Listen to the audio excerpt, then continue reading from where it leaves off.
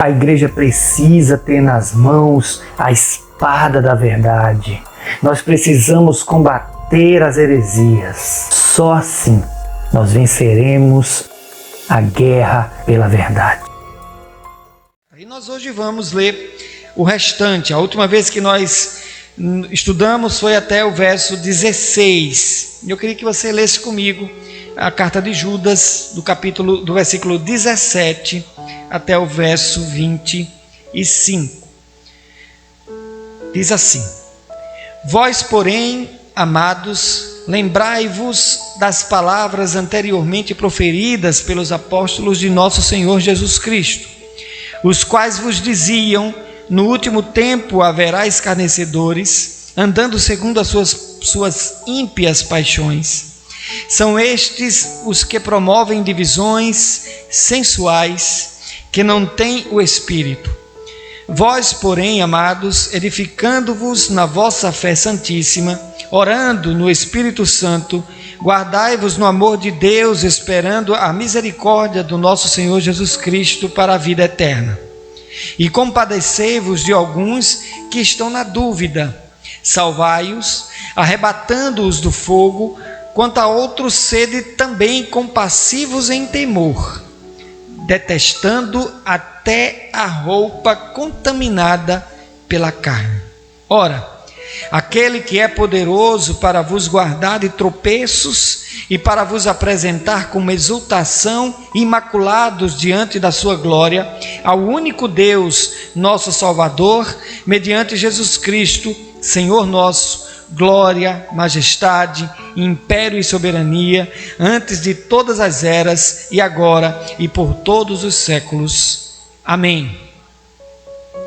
Meus irmãos, após Judas descrever de uma maneira muito enfática, de uma maneira muito apaixonada, e trazer aqui no texto da carta as principais características dos falsos mestres e também dos falsos crentes, Judas agora vai iniciar um relato breve sobre a característica ou as características do crente verdadeiro.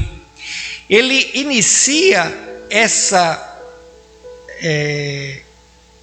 desfile, né, das características do crente fiel, fazendo referência ao ensinamento que foi deixado e foi dado para a igreja pelos apóstolos de Cristo Jesus. Ele enfatiza aqui no texto, a partir do verso 17, lembrai-vos das palavras anteriormente proferidas pelos apóstolos do nosso Senhor Jesus Cristo. E essas palavras proferidas, se nós trazermos para nossos dias hoje, são exatamente as palavras contidas na Bíblia. Ele estava falando dos ensinamentos de Paulo, ele estava falando dos ensinamentos de Pedro, ele estava falando dos ensinamentos de João, ele estava falando de outros ensinamentos de outros apóstolos que pregavam e que estavam abrindo igrejas por toda a Ásia Menor, espalhada ali no antigo mundo. E Judas vai dizer que são exatamente essas palavras que a igreja deve recordar-se, deve se lembrar delas. E isso ele vai enfatizar para nós nos dias de hoje, que é a Bíblia, que é nossa única fonte da verdade. Não precisa você buscar a verdade de uma maneira concisa, de uma maneira completa, fora da Bíblia, porque nós não vamos encontrá-la. Ah, pastor, mas você está citando aí um livro do pastor John MacArthur, e o pastor John MacArthur não está na Bíblia. É verdade, graças a Deus por isso. Mas o que John MacArthur escreve é nada mais, nada menos do que uma exposição dos ensinamentos contidos na carta de Judas e na palavra de Deus. Então é dessa maneira que Judas pede para que a igreja lembre-se das palavras dos apóstolos. O que é que ele está querendo dizer? Quando esses homens começarem a pregar, tragam à memória aquilo que foi ensinado com os apóstolos e cruze, confronte com o que esses homens estão dizendo.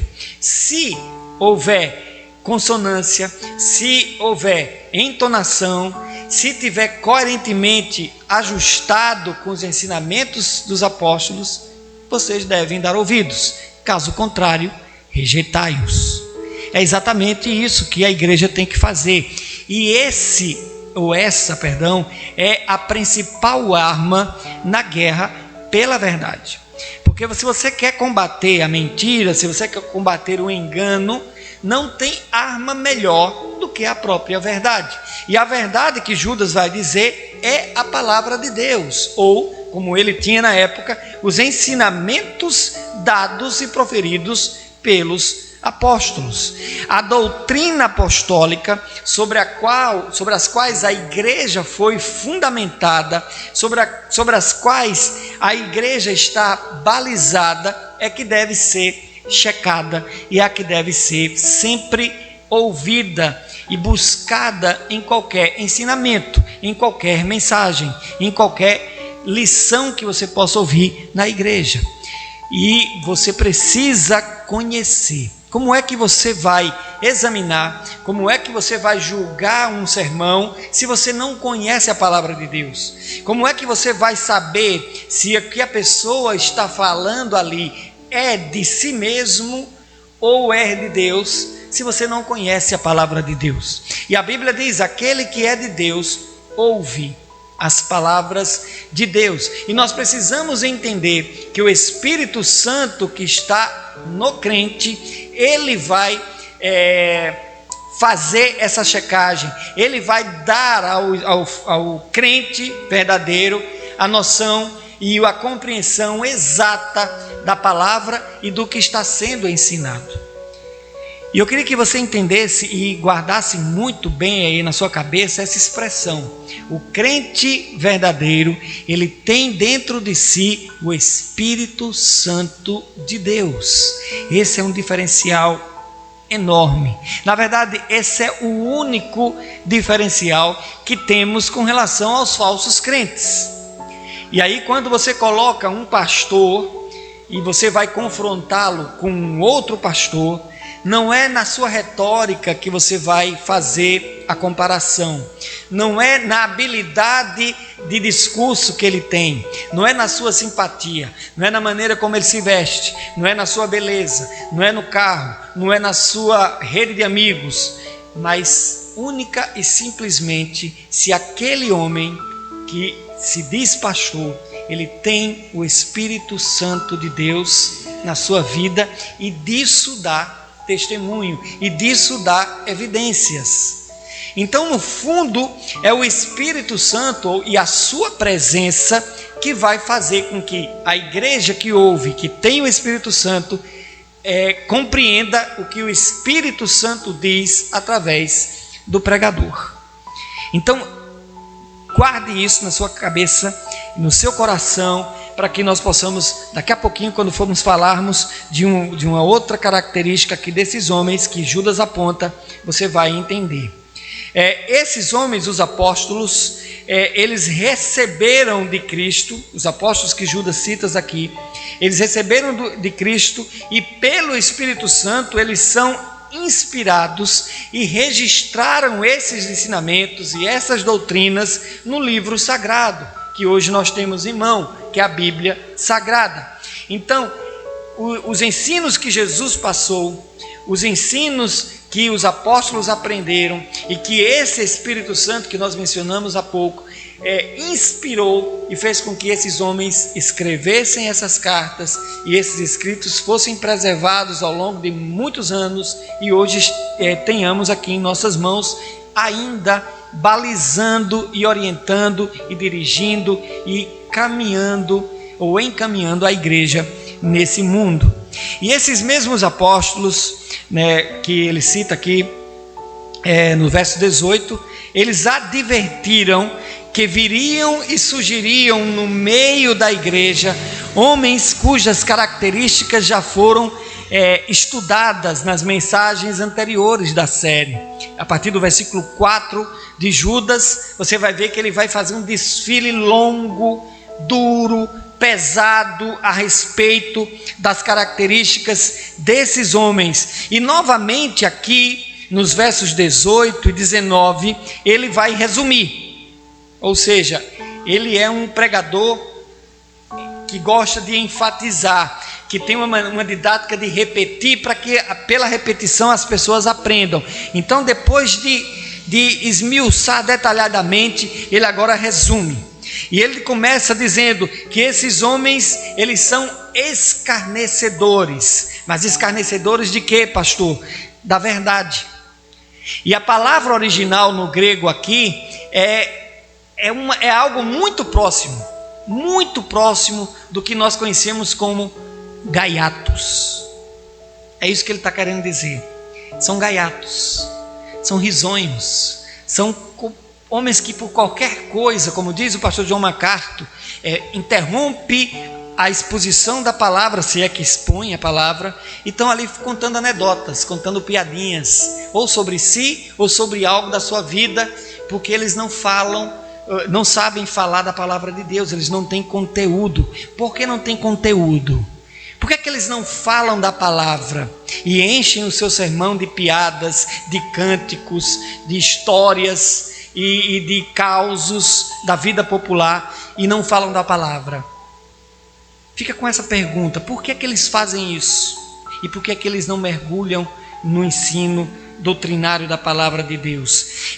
Judas vai dizer ainda nos versos 18 e 19: eles andam segundo as suas próprias paixões, ou como diz aí no texto, segundo as suas ímpias paixões. E eu queria frisar que as paixões deles são ímpias, porque o crente verdadeiro também tem paixão. O crente verdadeiro, ele tem que estar com o coração aquecido pelo Evangelho. O crente verdadeiro tem que amar a igreja. O pastor verdadeiro, ele tem que amar a igreja, ele tem que zelar pelo púlpito, ele tem que amar a doutrina e a palavra acima de tudo.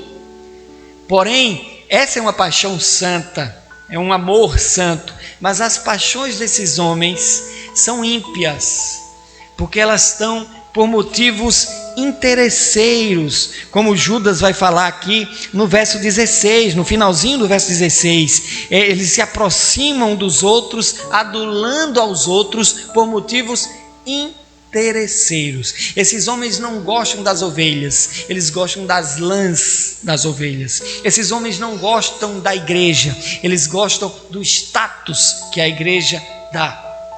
Por isso que tem gente aí matando e morrendo pela igreja, mas é por emprego, é por posição. Eles não brigam pelo amor da igreja, eles brigam por posição.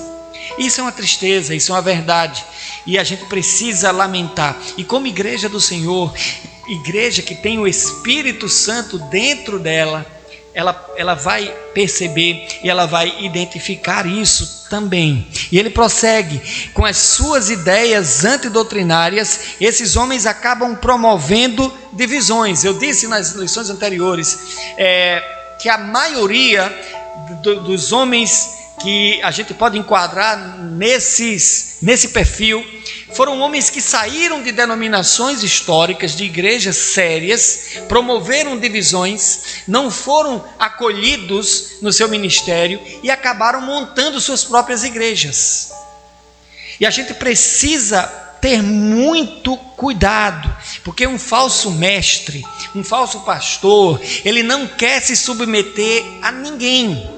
Ele não quer se submeter a uma denominação histórica onde tem toda uma configuração de fé já pronta, preparada, histórica, testada, e ele não quer se submeter, ele não subscreve. E aí é muito mais fácil ele alugar um ponto e abrir, colocar lá uma meia dúzia de cadeiras, colocar uma caixa de som e um microfone e começar a berrar, pular, gritar e dançar, e daqui a pouco a igreja está cheia. Ele não se submete a uma confissão de fé, ele não se submete ao estudo exaustivo da palavra de Deus. Eu estou fazendo essa semana um curso sobre pregação expositiva da Bíblia. E a principal característica que o pastor fala lá, de um bom pregador expositivo, é que ele precisa gostar de estudar. Ele diz: se você não gosta de estudar, desista. Vá fazer qualquer outra coisa na vida, mas para pregar expositivamente, não vai dar para você. Porque você não vai conseguir fazer isso. Então, se o seu pastor gosta de estudar, se o seu pastor gosta de ler, ore por ele, para que ele se mantenha assim. Se o seu pastor não gosta dessas coisas, ore por ele também, mas ore mais pela igreja. Faça com que a igreja abra os olhos, examine, consulte o que ele está falando, né? E chame, exorte-o, porque se ele for um homem de Deus, ele vai ouvir a exortação. Se ele amar a igreja, ele vai ouvir a exortação e vai se policiar e vai se debruçar na palavra de Deus. Eu não estou falando aqui de formação acadêmica, não é disso que eu estou falando. Para ser um bom expositor não precisa ter formação teológica, não. Você precisa amar a palavra e se debruçar nela, se preocupar em dizer o que a palavra de Deus diz, em ler o texto, explicar o texto e aplicar o texto também. E é isso que a gente precisa entender. Judas vai continuar que esses homens com certa sensualidade convencem as pessoas com argumentos adocicados a respeito de suas doutrinas. Ele aqui é muito simples quando ele vai falar, porque ele simplesmente põe uma palavra só: sensuais. Mas essa palavra aqui no original está muito próximo de algo como convencer, pessoas que convencem, ou que tem uma facilidade de fazer com que as pessoas se apaixonem. E aí eu uso o termo aqui paixão como aquele sentimento volátil, que começa avassalador, de maneira muito forte, de uma maneira que avassaladora, e daqui a pouco a pessoa esfria e deixa de lado. É nesse sentido que Judas vai dizer que esses homens são sensuais. Eles chegam com sermãos doces, como Paulo diz a Timóteo, que dá coceirinha aos ouvidos, que faz bem. E aí esses homens acabam arrebatando as pessoas de uma maneira apaixonada, não pela palavra, mas por ele. Não pela palavra, mas por aquilo que ele fala, e aí acaba enganando ou convencendo o seu auditório com as suas falsas doutrinas, e as doutrinas que não estão fundamentadas na palavra de Deus. E por que é que esses homens fazem isso? Por que é que esses homens são como rochas submersas, que Judas vai falar? Por que é que esses homens são como árvores sem frutos na estação própria dos frutos? Por que é que Judas vai dizer que esses homens são comparados a Balaão, que se vendeu para profetizar por dinheiro? Por que ele vai falar tudo isso?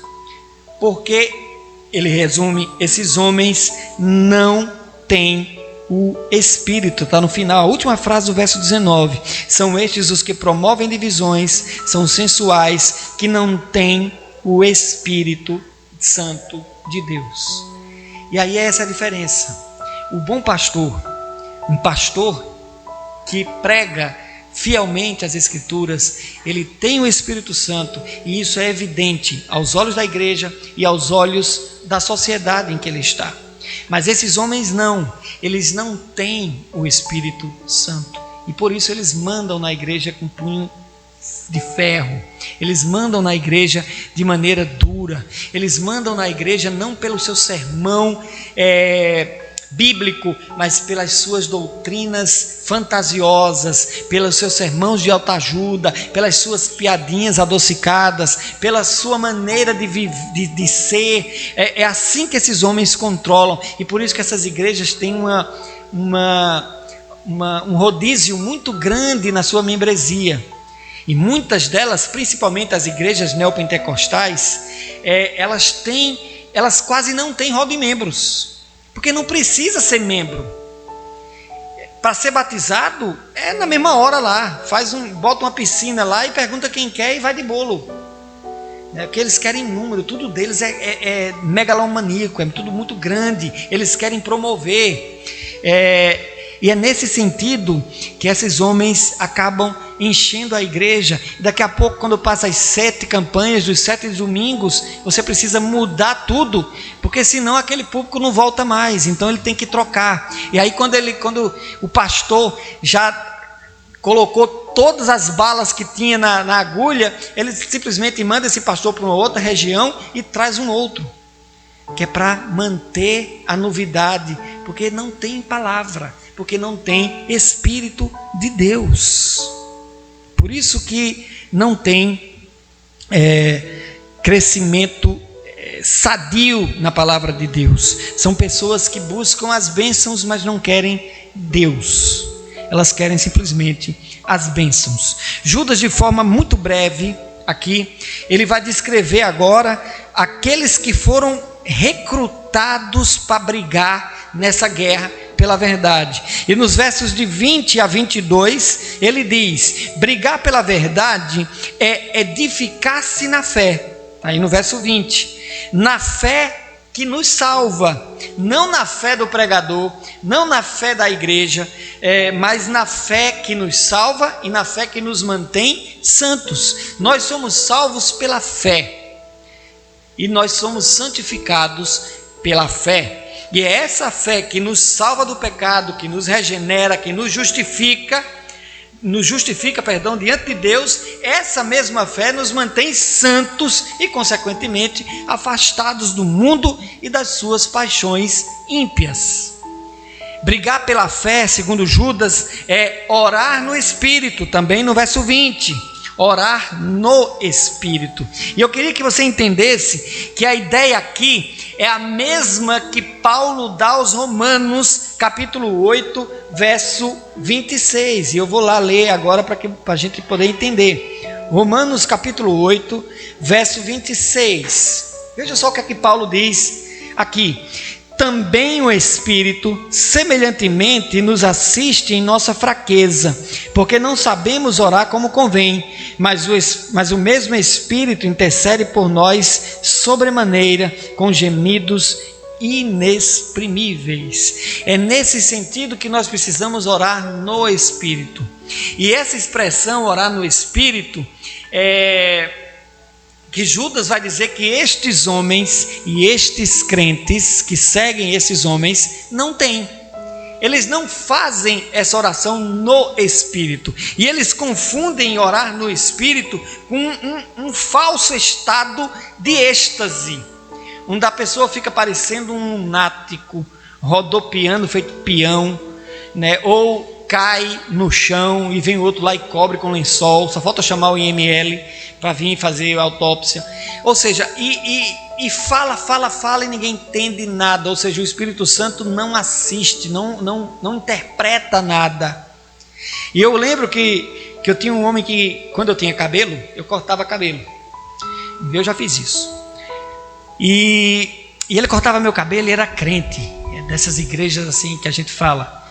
E eu lembro que ele falando: pastor, o culto ontem foi uma bênção, varou a madrugada, e eu fui usado em mistério, e falei lá mais de 15 minutos. Aí eu disse: que coisa boa, meu irmão. O senhor falou o quê? Ele disse: eu não lembro porque eu estava em mistério, mas eu tenho certeza que alguém entendeu.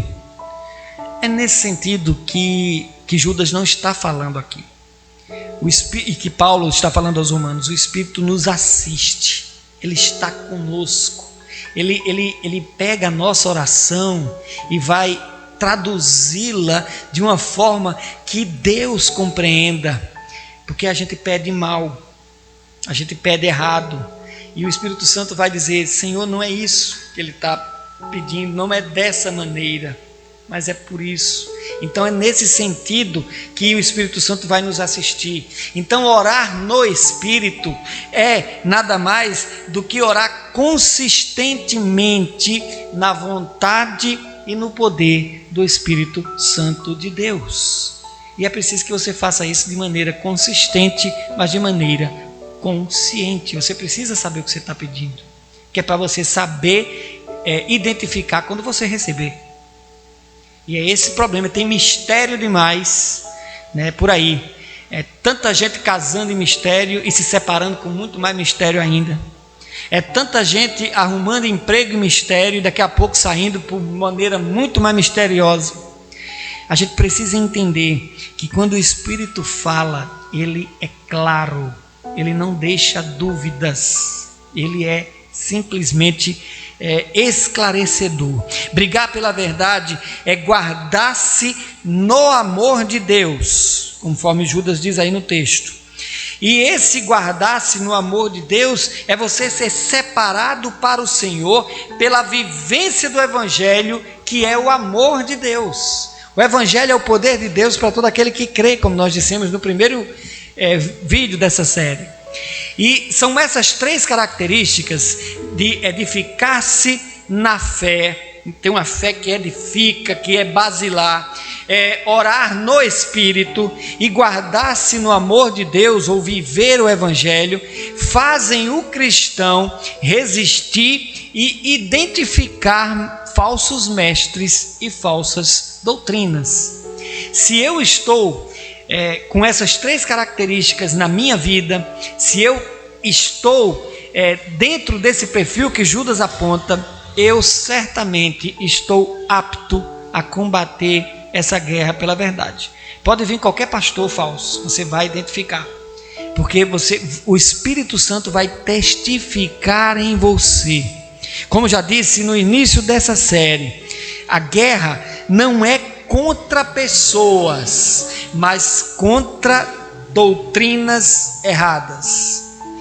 Em momento nenhum essa guerra pela verdade aqui vai estar acusando as pessoas. É bem verdade que Judas usa aqui características desses falsos mestres, mas essa é só uma maneira de identificar, como quem identifica o uniforme do inimigo, do soldado inimigo. Então você precisa saber como é que ele age e como é que ele se veste, né? Já que ele está falando de guerra. Então, para que não haja fogo amigo, você está atirando aí dentro da própria trincheira, mas você não vai atirar gratuitamente nessas pessoas, trazendo o sentido de guerra, da verdade, simplesmente por atirar, mas você vai saber em quem está atirando e principalmente por quê. Eu gosto de explicar o conjunto de doutrinas como sendo os muros de uma casa. Eu já expliquei aqui, mas eu vou me repetir. Os muros que circulam uma casa, e como um proprietário precisa defender a sua casa dos muros para dentro, ou seja, ele precisa estar apto e precisa ter coragem e estar pronto, que o próprio Jesus diz que o dono da casa tem que estar pronto, para estar protegendo a casa do muro para dentro. Do muro para fora, como dizia minha avó, pode se acabar o mundo, mas do muro para dentro a gente vai ter que se defender e vai ter que se organizar. Então as doutrinas de uma igreja, elas são exatamente, ou fazem o papel semelhante a esse muro. Ele protege a casa, né? E qualquer um que queira invadir o terreno pulando o muro ou derrubando os muros, aí a gente precisa combater. E são esses homens com estas características que Judas aponta aqui até o verso 16, e aqui ele resume nos versos 18 e 19, que tem essa característica de pessoas que pulam os muros. O livro do pastor John MacArthur fala de uma luta por certeza numa época de engano.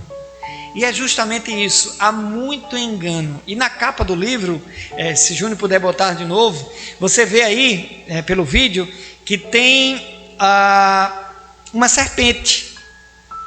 É uma serpente. E o que foi que a serpente fez no Éden? Ela enganou a mulher, que consequentemente enganou o homem. A doutrina que foi pregada a Eva, ela pregou a Adão, e Adão caiu e pecou, e ambos caíram e pecaram, e cá estamos nós. Então, é essa idade ou época de engano que nós precisamos combater, e só se combate ela com a verdade. Mas que verdade, pastor? O ensino dos apóstolos. Não é o meu ensino, mas é o que eu digo que os apóstolos disseram. Toda verdade precisa estar fundamentada na rocha, que no caso aqui é simbolizada pela Bíblia Sagrada, pelas doutrinas ensinadas pelos apóstolos e que aprenderam de Cristo Jesus. Por isso Judas aconselha a cuidar daqueles que estão sendo enganados, verso 22 aí. E compadecei-vos de alguns que estão na dúvida. Tem muita gente, meus irmãos, que são crentes verdadeiros, mas ainda estão sendo enganados. Tem muita gente, e a gente precisa se compadecer dessas pessoas e não simplesmente apedrejar e julgar e condenar já. A gente precisa trazer essas pessoas. Por isso que Jesus disse aos discípulos: ide por todo o mundo, e fazei discípulos. É isso que a gente precisa fazer. Discípulos de quê? Dos ensinamentos de Cristo, discípulos da verdade. A gente precisa olhar para essas pessoas com compaixão. Compadecei-vos de alguns que estão na dúvida. Essas vítimas dos falsos mestres precisam de acompanhamento doutrinário antes de serem colhidas totalmente pelo engano. Antes delas terem um engano totalmente no seu coração e passarem a defender o engano, a gente precisa de, antes delas chegarem nesse momento, apresentar o Evangelho de Cristo Jesus para essas pessoas. É por isso que a mensagem ela precisa ser expositiva, ela precisa ser uma mensagem que transmita a verdade da palavra de Deus e não as experiências do pregador.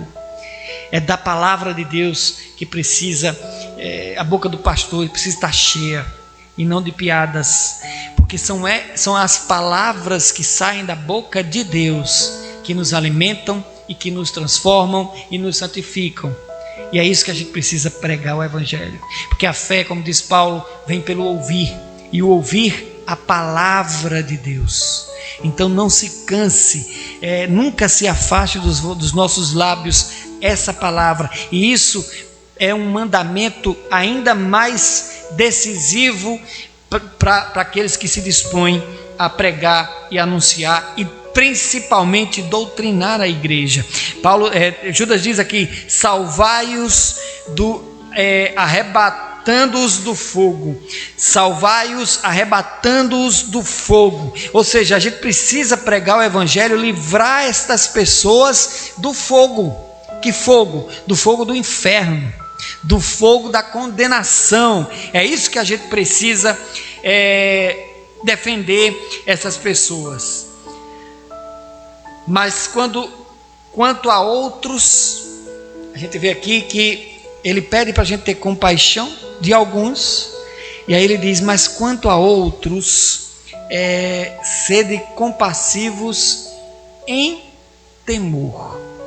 Em outras palavras, ele está dizendo aqui que existem aquelas que mesmo os amando, mesmo nós querendo bem a estas pessoas, mas nós precisamos fazê-lo com cuidado, porque são pessoas que, quando Judas vai dizer aqui, se dependendo da sua resposta e reação à mensagem do Evangelho, nós precisamos detestar até a roupa contaminada pela carne. Ou seja, até a roupa que essas pessoas vestem, a gente tem que detestar, tem que rejeitar. Então a gente precisa ter muito cuidado. Aqueles que não são pela verdade, são contra a verdade. Jesus diz: aquele que comigo não junta, espalha. Então, já que eu fiz alusão aqui ao uniforme do soldado, é como se você olhasse para essas pessoas e visse que ela está com o uniforme do inimigo. Então você tem que detestar, você tem que fazer o que se faz numa guerra mesmo. Agora você precisa ter cuidado, por isso que ele diz: compadecei-vos de algum que estão na dúvida, salvai-os arrebatando do fogo. quanto a outros também, sede compassivos, ou seja, sejam prudentes, mas uma prudência com temor. Não é porque levantou a mão no domingo de noite que agora é crente e vamos estudar a Bíblia, vamos testar essa pessoa, vamos caminhar um tempo junto com ela para ver se realmente ela dá evidências da transformação que teve, se dá evidências do seu testemunho, se a sua profissão de fé pública, que vai além de uma série de perguntinhas no dia do batismo, mas se aquilo que ela está fazendo nessa caminhada junto com a igreja dá evidências de que ela foi de fato nascida de novo. Se não, é isso que Judas diz: detestai até a roupa contaminada pela carne. E eu encerro e finalizo essa série de mensagens fazendo uso da doxologia que Judas faz aqui nos seus últimos versículos 24 e 25. E ele diz: ora, aquele que é poderoso para vos guardar de tropeços e para vos apresentar com exultação, imaculados diante da sua glória, ao único Deus, nosso Salvador, mediante Jesus Cristo, Senhor nosso, glória, majestade, império e soberania, antes de todas as eras, ou seja, na eternidade passada, e agora, ou seja, no presente, e por todos os séculos, ou seja, na eternidade futura. A Ele seja dada a glória. Amém. Porque Ele é a nossa verdade. É por Cristo que nós precisamos lutar. Esse que nos apresenta de maneira imaculada diante de Deus. É esse Jesus que é a nossa verdade encarnada. É por Ele que nós devemos lutar a guerra pela verdade.